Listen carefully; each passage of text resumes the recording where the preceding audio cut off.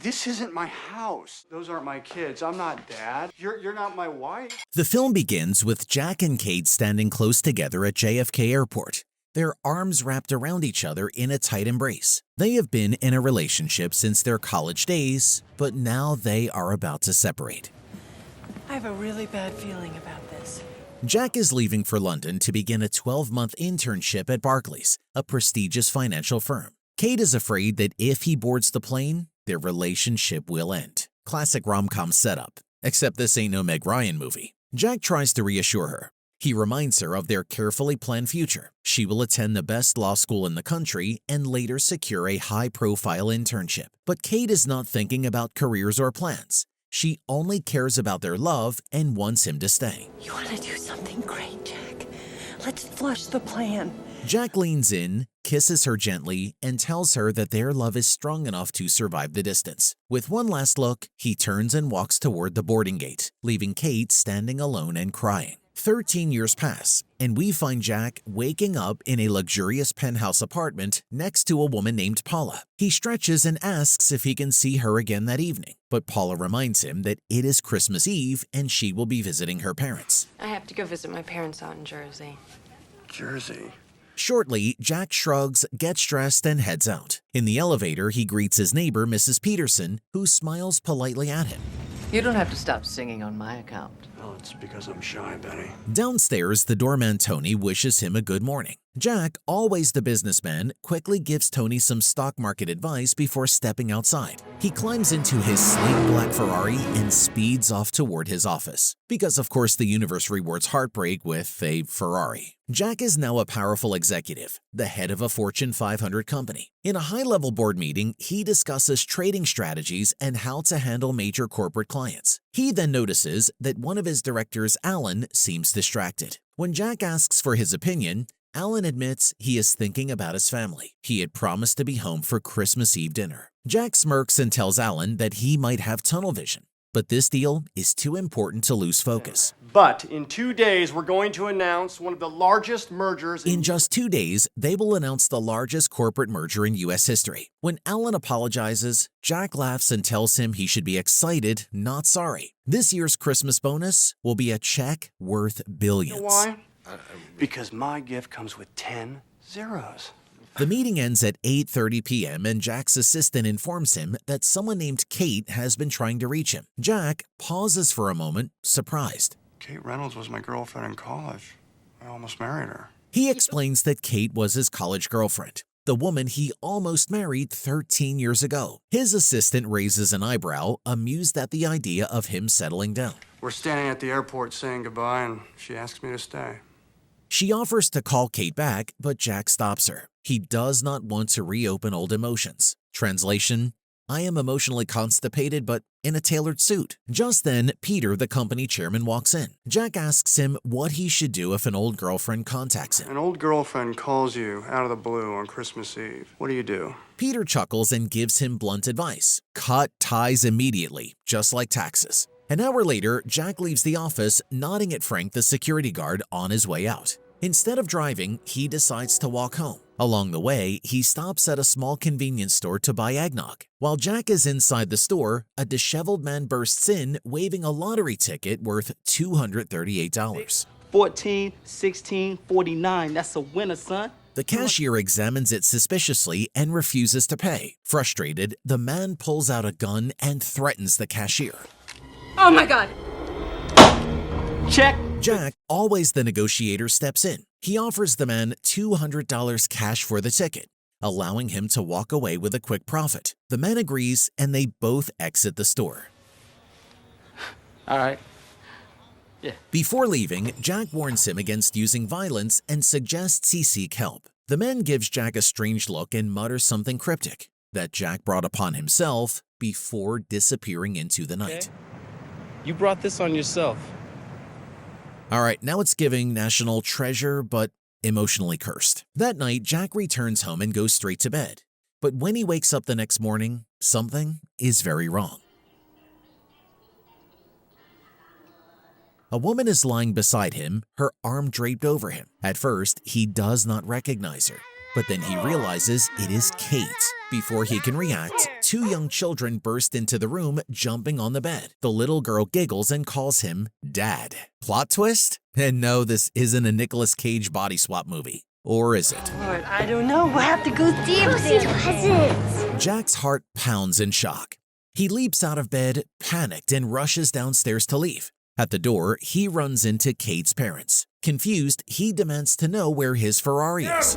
Here. Where's my Ferrari? What? Where's my Ferrari?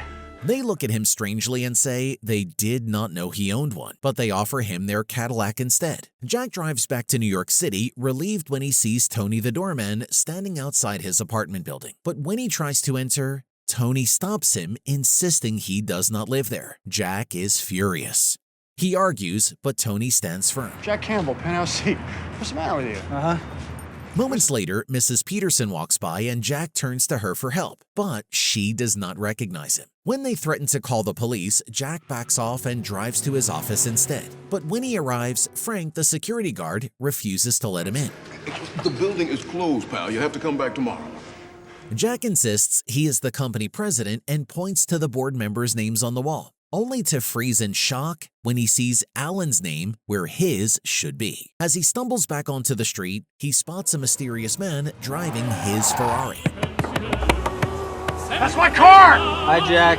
Enraged, Jack confronts him. The man tells him to get in the car. He hands Jack a paper bag and warns him that the experience might make him sick. Jack demands answers, but the man only says this is the life he could have had, and he will not get his real life back until he figures things out.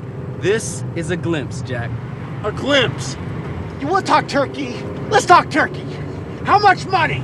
Before Jack can argue more, the man shoves him out of the car, tosses him a small bell, and speeds away. With no other options, Jack returns to Kate. He stops a man in the neighborhood to ask where she lives, only to realize the man is supposed to be his best friend, Arnie.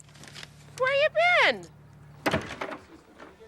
Inside Arnie's house, Jack sees photos of himself with Kate and the kids. Arnie tells him how lucky he is. A loving wife, a big house, a happy family. But Jack is horrified. Just keep saying it over and over again, Jack, like a mantra. Keep saying it.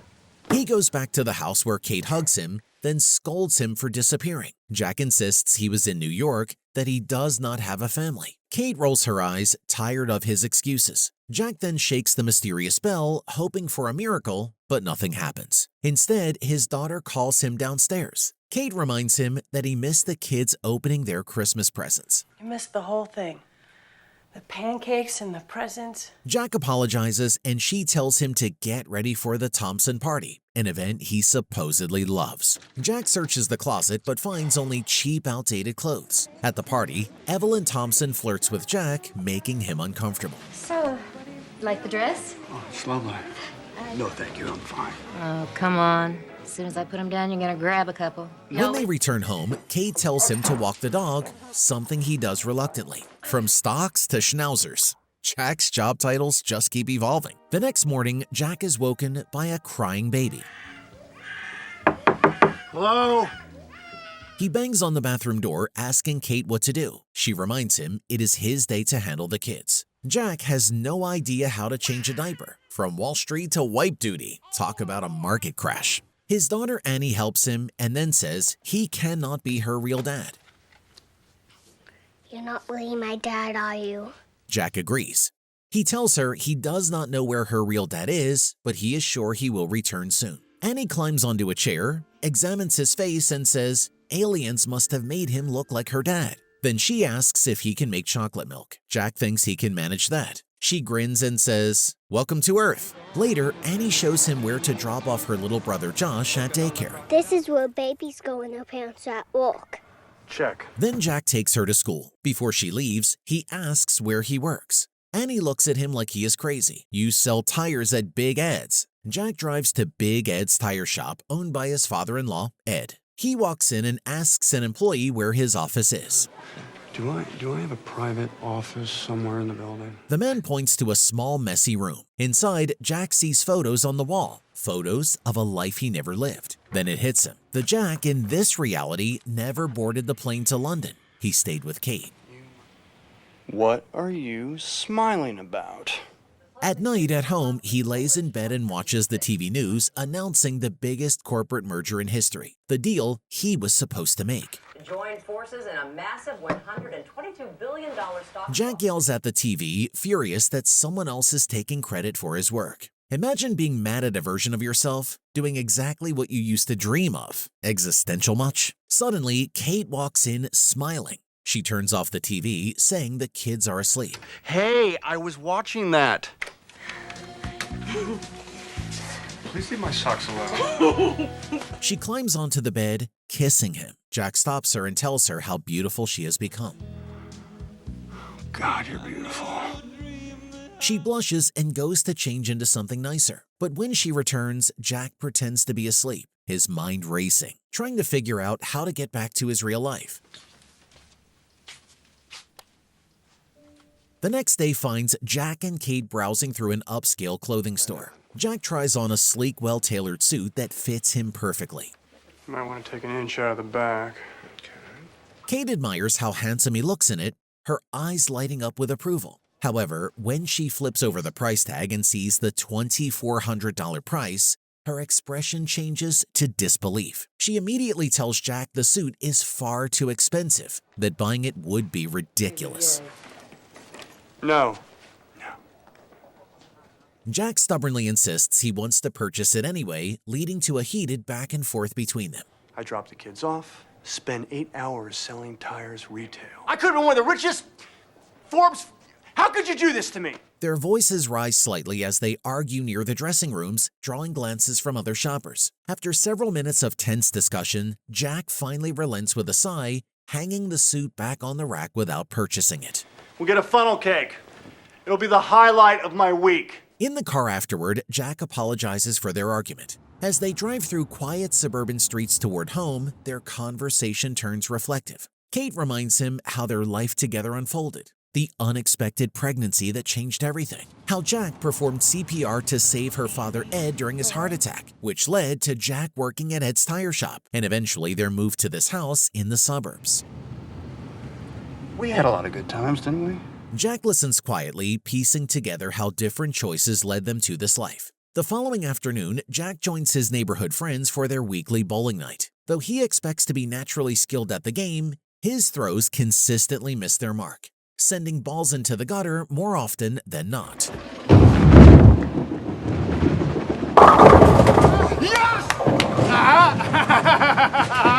His friends exchange puzzled looks at his uncharacteristically poor performance. During his break, Jack runs into Evelyn, the woman he met at the party some time ago. Remembering how she acted toward him before, he cleverly asks if something is going on between them. Hey, wait a minute. Don't run away. The woman then opens up and tells him the truth. She even says the fancy dress she wore at that party was meant to impress him. She invites Jack to her house for the weekend, telling him she'll be alone. Jack tells his friend about what happened and asks for the woman's address. She wants to have an affair with me. She said that? If you would write her exact address down there. His friend is shocked that Jack would even think of doing such a thing, especially since it could lead to something serious. But Jack doesn't see the problem as long as it stays secret. His friend feels disappointed and reminds Jack that he already has the best wife anyone could ask for. And now he's about to ruin everything for someone else. She's amazing and you're gonna it up.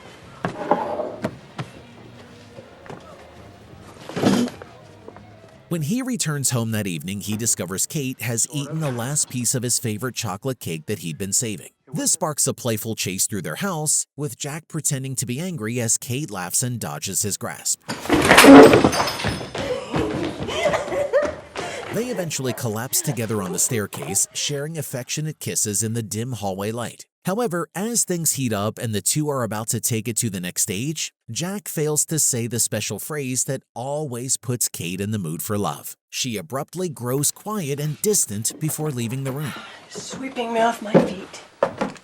You make me hot. Alone, Jack finds an old home video and watches footage from one of Kate's birthday parties years ago. On screen, he sees his younger self surprising Kate with a heartfelt musical performance surrounded by their friends. The recording shows Kate's face lighting up with pure joy and love as she watches him sing, a memory that now feels both familiar and foreign to him. I don't even have a song to sing.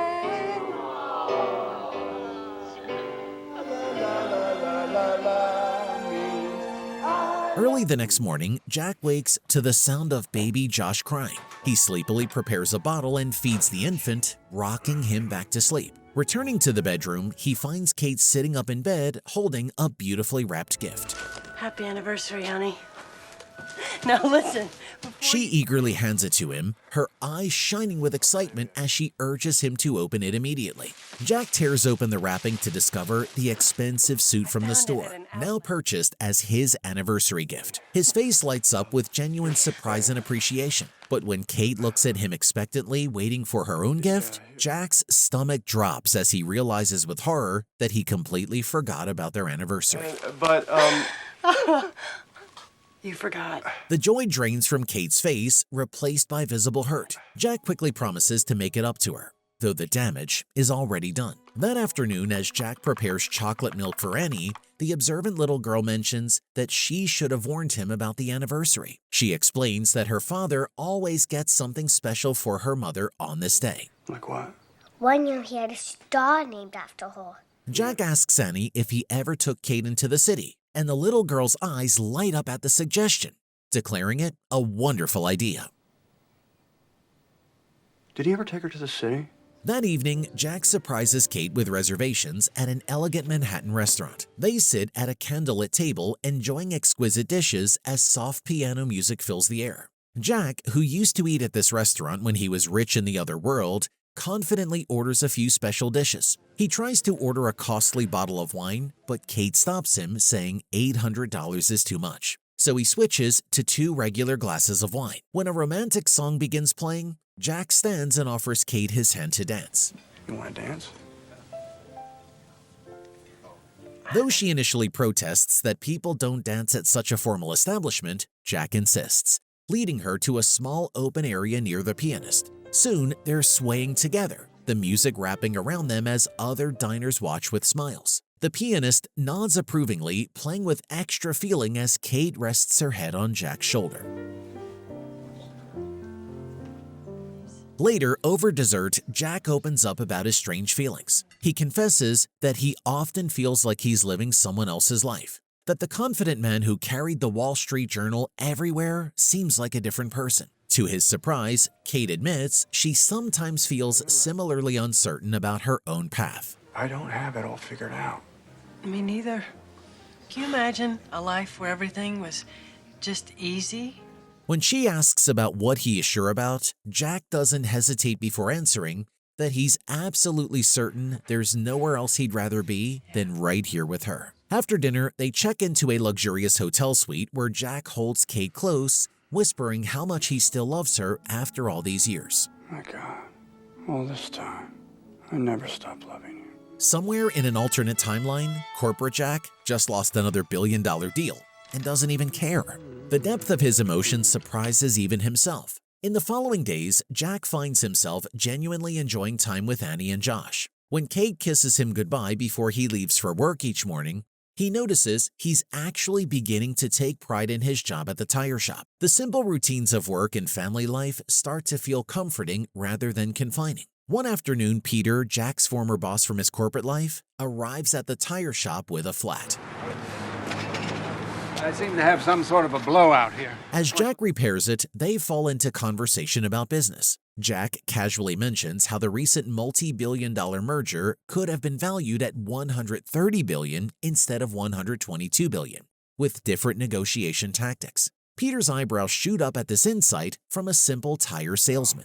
What you needed was a Doberman. Now, about my car. Before leaving, Peter hands Jack an address and insists he personally deliver the repaired car. The next morning, Jack arrives at his former corporate office building dressed sharply in an expensive suit. Peter and Alan greet him in what used to be Jack's own office. Jack acknowledges that his small tire business can compare to their billion-dollar corporation, but then proceeds to demonstrate his keen understanding of human nature by pointing out precise personality traits and motivations of both men. Peter is so impressed, he immediately offers Jack a position on the spot. Give me a chance, Peter. I won't let you down. When Jack and Alan are alone moments later, Alan's demeanor changes completely. He issues subtle threats, warning Jack to stay out of their business affairs. Instead of being intimidated, Jack laughs heartily at Alan's sudden assertiveness, clapping him on the back before walking away, leaving Alan completely bewildered by the interaction. Yes, Ellen, I understand you. Okay then. Good. Later that week, Jack takes Kate to tour a luxurious apartment in Manhattan, explaining it would be perfect for the executive position he's been offered. Though Kate appreciates the gesture, she gently reminds him they moved away from the city specifically to raise their children in a better environment. Jack suggests they could finally live the sophisticated life they always imagined. But Kate counters that it would mean her finding a new job and uprooting the children from their school and friends. When Jack proposes commuting from the suburbs, Kate worries the long hours in traffic would mean even less time together as a family. That night, back at their cozy home, Jack finds a notebook with a plane ticket inside. It's for a flight from London to New York. From London to New York. He learns that in this world, he went to London for school but returned the very next day. When Kate comes, her face falls when she sees it, her voice trembling as she admits she was terrified back then when he got on that plane, afraid she'll lose him forever. But to her astonishment, Jack returned home the very next day without explanation, choosing to be with her. With tears in her eyes, Kate confesses that she loves him more than anything and would be willing to consider Jack's offer to move. She doesn't want to leave because her life is here, but if Jack truly wants to live in New York, she's willing to go with him. Because what matters most to her is being with the person she loves, not the location. I'll do that because I love you. And that's more important to me than our address. Jack finally gets it. What really matters is being together as a family. Her unconditional love leaves Jack speechless with emotion. The next morning, Kate hears the children laughing outside. She sees Jack playing with them. He chooses to stay. His daughter hugs him and says, "Welcome home, Daddy. I knew you'd come back." I knew you'd come back. That same day, while Jack is about to shovel snow in the garage, he hears a bicycle bell. It's his daughter again, but something doesn't feel right. At the grocery store, Jack complains that $4.99 for a bag of salt is too much, but then he sees Cash. Jack is scared. He thinks Cash will send him back to his old world. Is that rock salt? Look at you, man. Went and got all domestic and everything. He angrily declares that he won't allow Cash to send him back now, not after everything. Cash calmly explains that these glimpses into alternative lives are by nature temporary. Jack then pays for his items and leaves, muttering about needing to get home to his children. Back at home, Jack checks on sleeping Josh before tucking Annie into bed. The sleepy child murmurs a question about whether it's morning yet. Jack softly reassures her it's still nighttime and she should go back to sleep. He finds Kate already in bed. Jack sits beside her and begs Kate not to forget him. He makes her a promise to remember him exactly as he is at this moment. I need you to remember me, Kate. Though confused, she agrees. Jack then takes their dog for a final walk through the quiet neighborhood. Snow begins to fall again, just like that Christmas night, and Jack knows what's coming. Back home once again, he sits in a chair beside the bed and watches Kate. He tries to stay awake, not wanting to leave, but sleep overtakes him. When he wakes up, he's alone in his luxurious penthouse bed. There's no family, no warmth. As he tries to leave, Paula appears at his front door and wishes him happy holidays, which he dismisses as impossible. It's not Christmas. Jack? Jack? He drives to their old home hoping to find them again, but a stranger answers the door. Kate doesn't live there. Can I help you? While driving back, Jack gets a call. The $120 billion deal is falling apart. He rushes to the office to help save it. At the office, Alan notices Jack's disheveled appearance, but quickly shifts to discussing the corporate crisis. Jack numbly agrees to handle the negotiations, stating flatly that he will fly out to meet with the acquiring company. But he's completely worn out, no longer the excited man he used to be. Then I'm going to spend 4 hours skiing. That is my life. That's what's real. In his limousine afterward, Jack makes a call that provides Kate's current address. He arrives to find movers packing her belongings. She's relocating to Paris for a prestigious law firm position. God, it's been a long time. You look... You look great. When Jack asks if she's married, Kate simply says no before handing him a box of his old belongings, explaining this was why she contacted him originally. Jack asks if they can get coffee, but she doesn't say yes. Instead, she gives him back the things he left behind years ago. As movers carry out furniture, Jack overhears Kate's assistant mention a 7 p.m. flight. He then asks if she ever wonders what would have happened if they hadn't broken up 13 years ago. She doesn't know how to respond. In the end, she kindly turns down his request to meet again and returns to packing her things. Cafe au lait. Oh, wait. No. Don't close that up. I will never... Watching Kate focus on her packing, Jack quietly leaves. Back in the limo, he instructs the driver to take him home instead of the airport to the business meeting. There, he rummages through the box from Kate, discovering old photos of their life together. That moment makes up his mind, and he sprints to his car and speeds toward the airport, weaving through traffic. Inside the terminal, he frantically searches the crowds until he spots Kate near her gate. Calling her name, he pours out his heart, describing their house in Jersey, their 2 beautiful children, the depth of their love. We have 2 kids, Annie and Josh. The house is a mess, but it's ours. Though it may have only been a dream, he insists nothing has ever felt more real. And it made me a better person to be around you. I swear, nothing's ever felt more real. Please, Kate. That life will disappear forever. With tears streaming down her face, Kate hesitates before finally agreeing to stay, at least for tonight. Okay, Jack. They then find an airport cafe where they talk for hours, laughing and reminiscing like old times. As they sit together surrounded by travelers rushing to their destinations, Jack finally feels like he's exactly where he's meant to be. And with that, the tale concludes.